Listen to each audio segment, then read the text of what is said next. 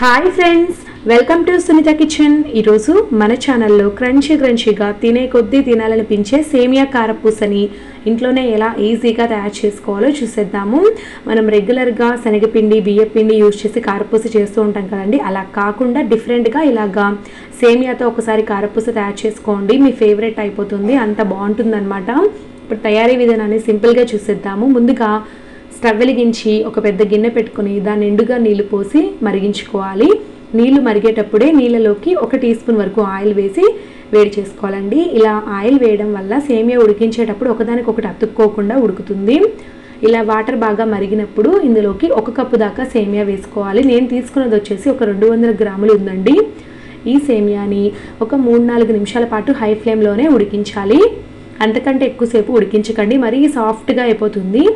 ఒక 4 నిమిషాల తర్వాత చూస్తే సేమియా చక్కగా ఉడికిపోయింది. వెంటనే స్టవ్ ఆపుకొని ఈ సేమియాని అంతటినీ కూడా ఇలాగ ఒక పెద్ద స్ట్రైనర్ సహాయంతో నీళ్ళన్నీ కూడా వంపేసుకోవాలి. తర్వాత చల్ల నీళ్ళు పైనుండి కొద్దిగా పోసుకుంటూ దీన్ని బాగా చల్లారనివ్వాలి. ఇలా పైనుండి చల్ల నీళ్ళు పోయడం వల్ల విడివిడిగా సేమియా ఒకదానికొకటి అతుక్కోకుండా వస్తుందండి. ఈ నీళ్ళన్నీ కూడా వడిలిపోయే విధంగా పక్కన పెట్టుకోండి. ఈలోపు మనము ఒక పెద్ద మిక్సింగ్ బౌల్ తీసుకొని ఇందులోకి ముందుగా 2 టేబుల్ స్పూన్ల దాకా బియ్యపిండి వేస్తున్నాను. అలాగే 1 టేబుల్ స్పూన్ వరకు మైదా పిండి వేస్తున్నాను. అలాగే 2 టేబుల్ స్పూన్ల వరకు కార్న్ ఫ్లోర్ వేసుకోవాలి. ఈ 3 కూడా నేను చెప్పిన విధంగా క్వాంటిటీ ప్రకారం వేసుకోండి. తర్వాత ఇందులోకి కొద్దిగా కలర్ రావడం కోసం పసుపు వేస్తున్నాను, ఒక 1/2 టీ స్పూన్ వరకు. అలాగే 1 టీ స్పూన్ వరకు కారం, ఒక 1/2 టీ స్పూన్ వరకు ఉప్పు వేసి బాగా కలుపుకోవాలి.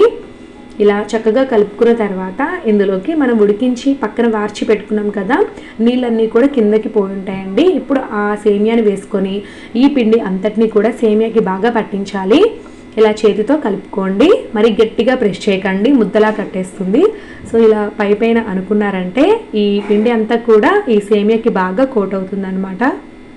ఇలా చేసుకున్న తర్వాత ఇంకొద్దిగా పిండి అనేది అడుగున ఉండిపోతుందండి. సో ఈ ఎక్స్ట్రా పిండిని అంతటిని కూడా మనం తీయడం కోసం ముందుగా మనం యూజ్ చేసిన స్ట్రైనర్ కానీ లేదా చిల్లుల గిన్నె కానీ తీసుకొని ఇలాగా జల్లించినట్లుగా అనండి. అంతేనండి, ఇందులో ఉన్న ఎక్స్ట్రా పిండి అంతా కూడా కిందకి వచ్చేస్తుంది.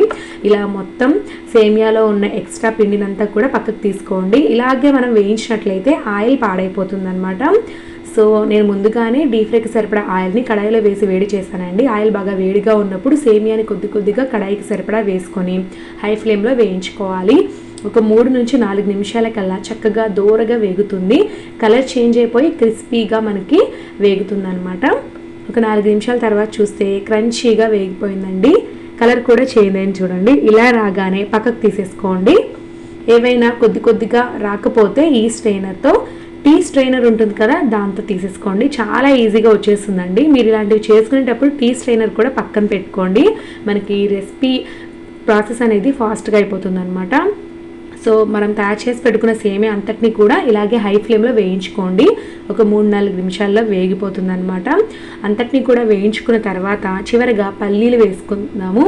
నేను ఇక్కడ ఒక 4-5 టేబుల్ స్పూన్ల దాకా పల్లీలను వేయించుతున్నాను.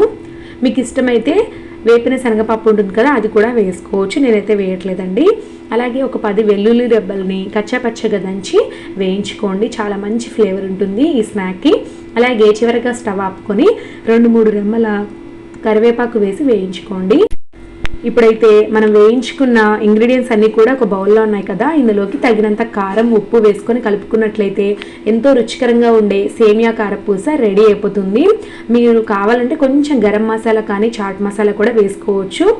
సో అవి వేసుకుంటే ఇంకొంచెం టేస్టీగా చట్పటాగా ఉంటుందన్నమాట. నేనైతే వేయట్లేదండి, మా పిల్లలు అంత ఇష్టంగా తినరు చాట్ మసాలా వేస్తే. సో ఓన్లీ ఉప్పు కారం మాత్రమే వేసాను అనమాట. అయినా కూడా చాలా టేస్టీగా ఉందండి. మనం మిక్చర్ తయారు చేసుకుంటాం కదా, అలాగే అనమాట ప్రాసెస్ అంతా కూడా. సో ఈ ఉప్పు కారం అంతా కూడా సేమియాకి పట్టే విధంగా బాగా టోస్ట్ చేసుకున్నట్లయితే ఎంతో క్రంచీగా ఉండే సేమియా కారపూస రెడీ అయిపోతుంది. అది కూడా చాలా తక్కువ టైంలో. ఇది కాస్త వేడి తగ్గిన తర్వాత దీన్ని మనం ఎయిర్టైట్ కంటైనర్లో పెట్టుకొని స్టోర్ చేసుకోవచ్చు. 20 రోజుల వరకు నిల్వ ఉంటుందండి. సో ఖచ్చితంగా ప్రతి ఒక్కరు ట్రై చేయండి.